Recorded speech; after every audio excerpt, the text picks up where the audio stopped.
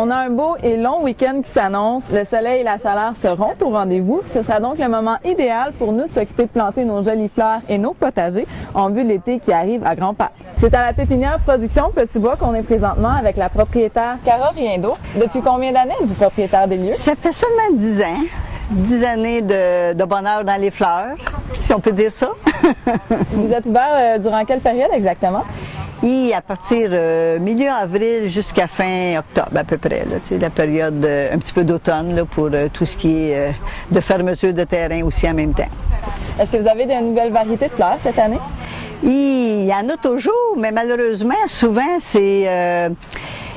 les gens ils sont un petit peu sceptiques aux nouveautés parce que souvent, même s'ils sont des exceptionnels, souvent les exceptionnels, les gens ils aiment mieux les essayer après quelques années.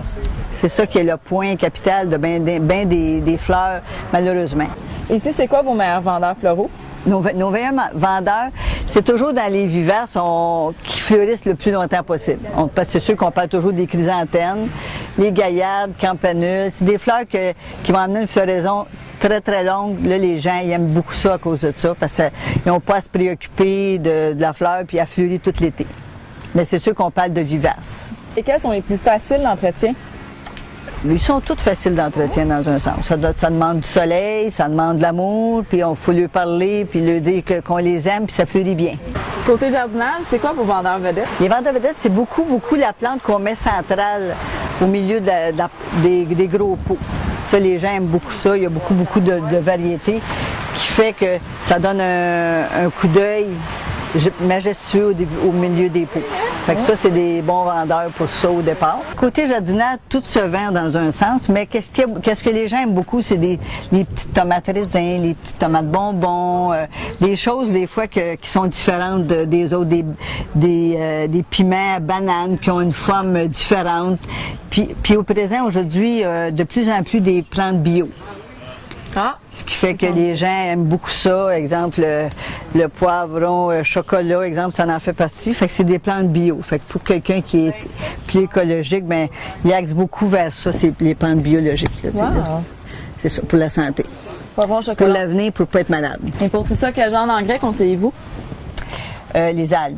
Les algues marines. Ça Puis les algues, tu appliques ça directement sur la feuille. Ce qui fait que l'engrais, au lieu d'être à la base, c'est directement sur la feuille. Fait que l'engrais se fait automatiquement. Puis tu vaporises. C'est un concentré que tu mets dans l'eau, puis tu vaporises tes feuilles. En cas de gel, quel conseil donneriez-vous aux clients? D'attendre, de ne pas planter trop tôt, avant au moins la lune, ce qui fait habituellement après la fête de la Reine. Vers la fête de la Reine, en fin de semaine, ça devrait être bon pour planter. Là, mais c'est peu arrivé qu'en juin, on ait des périodes de gel. Fait que dans ce temps-là, si vous avez planté vos choses puis vous ne voulez pas briller, arrosez énormément le soir, l'eau protège. Et question potager, quel conseil donneriez-vous aux nouveaux petits jardiniers en herbe? Bien, de faire des jardins en hauteur, pas faire des jardins à même le sol parce que la mauvaise herbe du gazon embarque beaucoup. Et est-ce que vous pourriez nous montrer vos préférés? Les préférés, pour moi, c'est des géraniums. Dans les annuels, là, c'est vraiment les géraniums. C'est des fleurs qui sont très intéressantes, qui produisent bien, puis même si le vent est présent, ça fonctionne très, très bien. Est-ce que l'engrais est une nécessité? C'est une nécessité.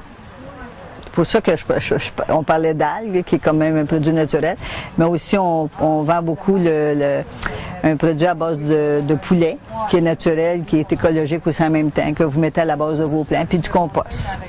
Si vous faites votre compost à la maison, c'est extraordinaire aussi. Et que diriez-vous des engrais plus chimiques?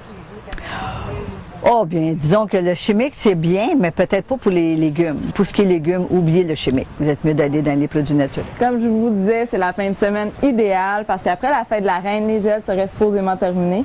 Si jamais, par malchance, il y en avait, n'oubliez pas les conseils de notre professionnel. On arrose le jardin et le tour est joué. D'ici là, bon jardinage!